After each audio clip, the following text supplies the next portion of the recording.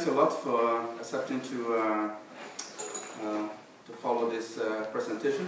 So as he said, I'm just going to do a quick reflection that is actually a reaction to the book written by Stephen Brookfield, which is The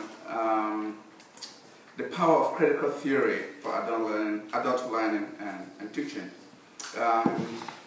My reaction is actually layered in two foci, and the first is a revelation of my new and expanded consciousness of the social world around me after reading this book through the prism of critical theory, and what this new consciousness means for my research interests.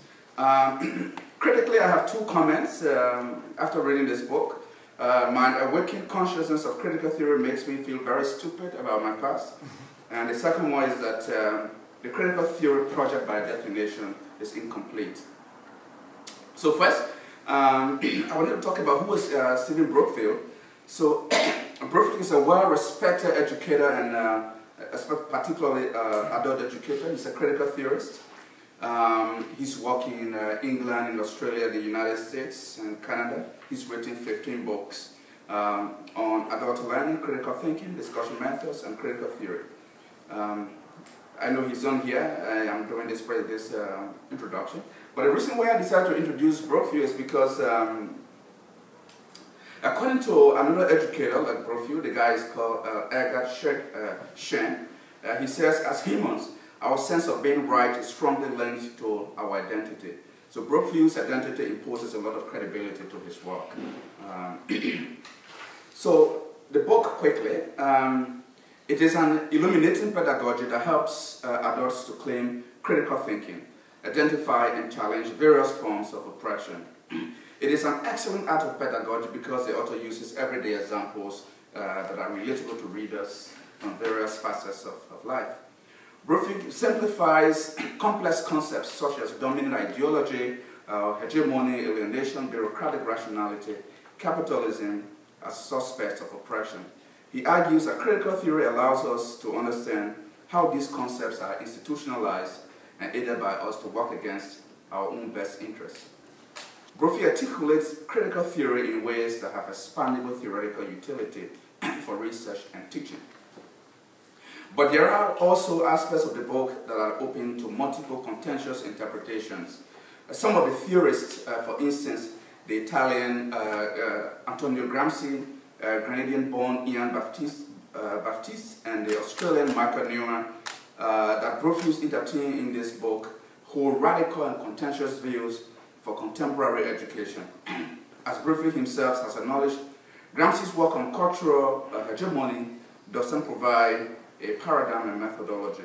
And Nyemah and Baptiste's respective work on coercive education and countering hegemony also raises questions about ethics and power. And I will give some examples about these guys, why I think they are very radical and contentious.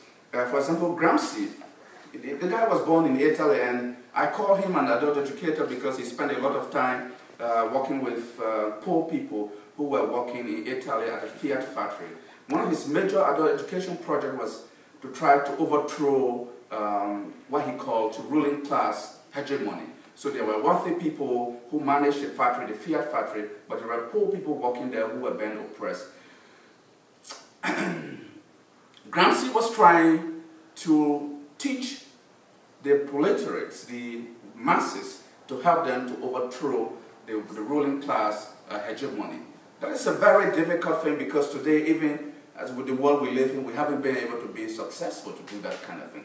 But another thing that Gramsci has done, in one of the things that he's well known about, is also he talked about organic and elite intellectuals. So what he's saying is that if you want to work with people to change their conditions, you can be more successful if you come from the people than if you come from outside. So his articulation of organic and elite intellectuals, for example, he says, organic intellectuals are the ones who are born poor, born oppressed, but they went to school, so they have become enlightened, and they are using their education to work with the people to help them to fight oppression. According to him, The organic intellectual can be most successful because you experience the elementary passion of the people. The elite intellectuals are people like Bill Gates, etc., or some of you here who don't come from oppressed societies, so you are educated and you want to go in communities to help people to improve their situation. What is contentious about that is that, well, you will say Gramsci has disqualified someone like Bill Gates today who's trying to help, you know, with his money, with his foundations, because he doesn't come from a poor background. He would disqualify people like, I don't know, Stephen Lewis and all these guys who are trying to do good work, but they don't come from that oppressive background. He doesn't provide us any paradigm or methodology on how to go about this kind of thing. The other guys that he talked about, for example, Baptiste and McInerney, these guys, they make us to think about education as a field of activism. So, for example, Nyemah, he argues that rather than helping learners to look at themselves, we should help them to look at the thugs and bigots, the people who do not care, the people who intrude, the people who measure their authority, misuse by authority. By doing this, we can encourage people to be toward-looking, to be forward-looking, outward-looking, to be activists. We can help the people focus their anger on the cause of the anger, you know. He said we can help people to focus their anger on the cause of the anger, not blaming themselves for their own problems. The problem, one common problem with this kind of critical theory philosophy of these theories is the possibility for their adherents and other practitioners to become extremists in the process of teaching liberation. My contention here is based partly but significantly on the potential emotional feeling of one perceiving himself or herself as an emancipator. The adult educator is supposed to be a neutral facilitator so that adult learners can choose the right course of action based on their acquired knowledge or awakened consciousness. There are also some ethical and power questions about one pursuing the agenda of emancipating people. When you play the role of an emancipator, you are likely to be perceived as a person of enormous power, thereby easily falling into the trap of introducing a new form of hegemony.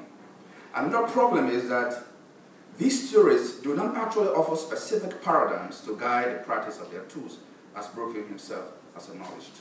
Now, because of this, I think that the critical theory project is, by definition, incomplete. Now, beyond this ambiguity and radicalism, these authors create a rich intellectual context for teaching research and activism for contemporary society. Brookfield uses plain language to illuminate consciousness, our consciousness, while positing that we are willing partners of our own oppression. In a quick summary, I argue that Brookfield teaches critical thinking in this book. But to think about also critical thinking, there's something that must be said about this synoptic argument that Brookfield teaches critical thinking. The concept critical thinking sounds highly intellectual and often seems elitist. And perhaps this is why Antonio Gramsci is widely quoted for endeavoring to demystify critical thinking. Regarded as a critical theorist himself, Gramsci had argued that every individual has potential to employ critical thinking. However, not every individual is rightly positioned to function as a critical theory. I'm speaking to this point because after reading this book, I did not feel like I have learned how to think critically, but rather, I feel stupid that I have not been thinking critically. Because I think I can think critically, but I didn't know that I needed to employ this potential that I have. Brookfield simply reminds us about the innate potential that each individual has to think critically about the social world in which we live. Now, according to Brookfield, critical theory views critical thinking as being able to identify and then to challenge and change the process by which a grossly iniquitous society uses dominant ideology to convince people. This is a normal state of affairs. As a body of work, critical theory is grounded in three core assumptions regarding the way the world is organized. One, that apparently open Western democracies are actually highly unequal societies in which economic inequity, racism, and classism empirical realities. 2, that the way this state of affairs is reproduced and made to seem normal, natural, and inevitable, thereby heading off potential challenges to the system, is through the dissemination of dominant ideology. And 3, that critical theory attempts to understand this state of affairs as a necessary prelude to changing it. So one of the key arguments of Brophy is that, from the perspective of critical theory, is that us human beings, we are duplicitous in our own oppression. You know, we build systems that oppress us. You know, we help to create oppressors. So, dominant ideology is one of the things that Brophy talks about. Dominant ideology comprises a set of broadly accepted beliefs and practices that frame how people make sense of their experiences and live their lives. When it works effectively, it ensures that an equal racist and sexist society is able to reproduce itself with minimal oppression. Its chief function is to convince people that the world is organized the way it is for the best of all reasons, and that society works in the best interest of all of us, which is really false. So Brophy, for example, even used an example around dominant ideology, how he refused to contest it. Once he was planning to send his daughter looking for a high school, and a neighbor just came from somewhere and said, oh, that school is better because it's very famous, it's school, the children can pass well, you know, all the examinations, so it's the best school that you can send a child to. He didn't think about it, about contesting the opinion. This is just an opinion from the family friend, so he chose the school for his daughter. You know, he didn't think about it, but this is an important decision that he had to make, to make. But this is how dominant ideology works. Now, quickly around cultural hegemony. Brophy's writing also helps us to understand Antonio Gramsci's concept of cultural hegemony.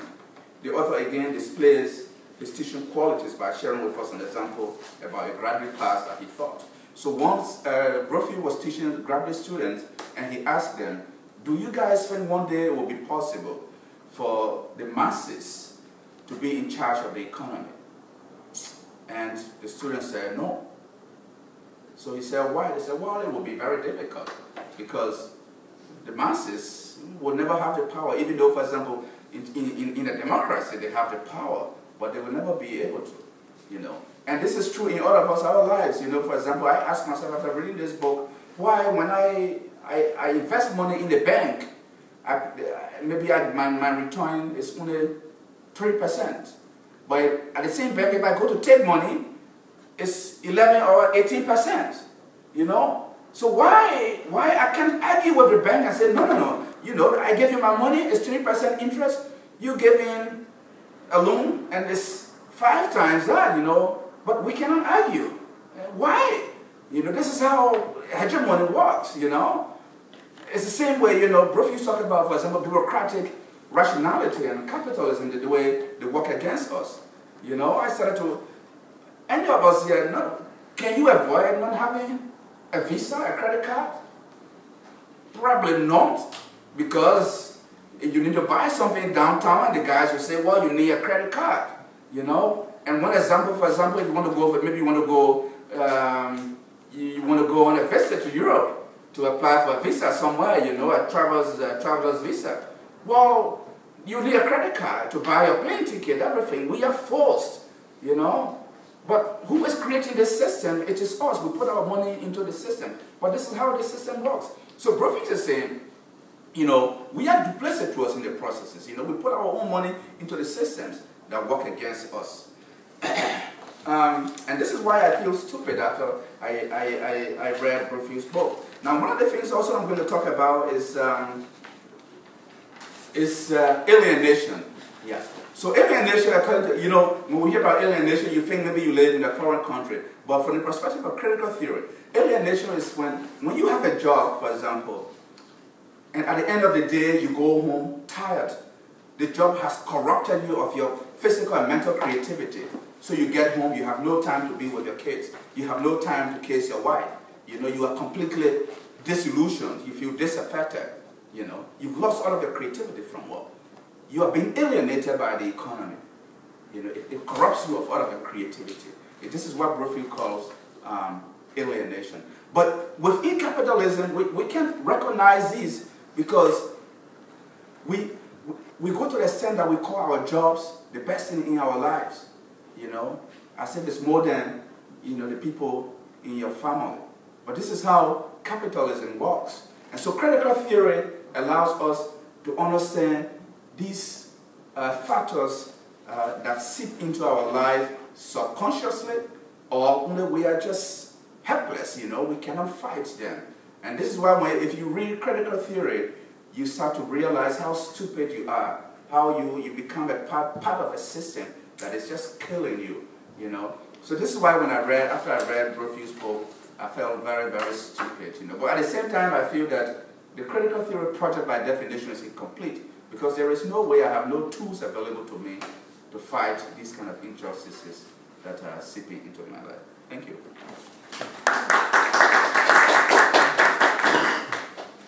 So, questions? Like open the floor. I imagine that John has one for sure. So, we should fight capitalism. Do you think a planned economy is any better? What's the question again? A planned economy, like communist system. Yeah. Do you think that's any better? You know, it's why I would say I don't have an answer, and I think this is the weaknesses of one of the weaknesses of critical theory in helping us to change society. Do I think the alternative is better? Maybe yes, but can I provide a pathway for achieving the alternative? Maybe no. This is a problem. If I get to the alternative, can I go back then again? How easy are these transitions, you see? Well, I think the problem we have also is that, and this is why Joachim Habermas, he talks about our life world. I think capitalism has oozed into our life worlds, you know, all the things around you, to the point that we cannot resist it. You know, I don't think if we had a very strong communist society, and some way, I don't want to name one, but if one existed today, very strong, I think someone in the United States will struggle, or in Canada, to say, I'm migrating to that country because maybe life will be better. So I think first, we are absorbed into this mechanism, the philosophy of our life world, you know, that, you know, maybe this is better, or maybe we think it's not better, but we can figure out how to make the change. We can figure out how to seek the alternatives. Thank you. This question at the back. Yeah. In terms of feeling helpless, you know, you described it as feeling stupid.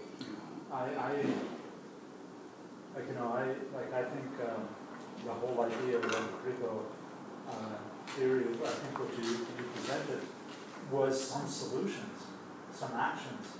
What I heard anyway about being able to be with the workers and spending time becoming, like, you know, can you become and can you then share and develop that work that needs to be done in order to understand and then move forward. And I think that's, like, you know, is it just a birthright, or is it something that one can become? I think you raised a very good question. This is why when you look at Gramsci, his idea around the organic and elite intellectuals, it's interestingly complicated, because let's give an example with maybe in Canada we have the Aboriginal community that has been historically oppressed. So the oppression has in some ways rendered them some kind of state of, they are incapable, and I put this in quote, you know, maybe to react appropriately, you know, because maybe they don't have the right education, in quote, okay? They don't have the leadership in the community to advance their own needs. So we will never have an organic intellectual from a critical theory perspective who is from the Aboriginal community to help them to clarify their policy objectives. So if Stephen Lewis comes from Ontario because maybe he's well educated and he's very passionate about them, about working with these people, well, critical theory or Gramsci is saying Stephen Lewis will not feel the elementary passion of the people, so he cannot help them. And truly so, of course, the people will be very suspicious of white people coming in their community to work with them. So how can we move ahead if we don't have the right person to intervene. And the white man wants to help the Aboriginal community, but he's an elitist, you know? So it becomes complicated. Your point is the right thing, to go and work with the people to help them improve their situation. But from a critical theory perspective, or from Gramsci's perspective, you are an outsider. You have to deal with that binary. All right, we'll have to cut it short. I mean, and I'm sure Joseph will be available for ongoing commentary. Thank you very much.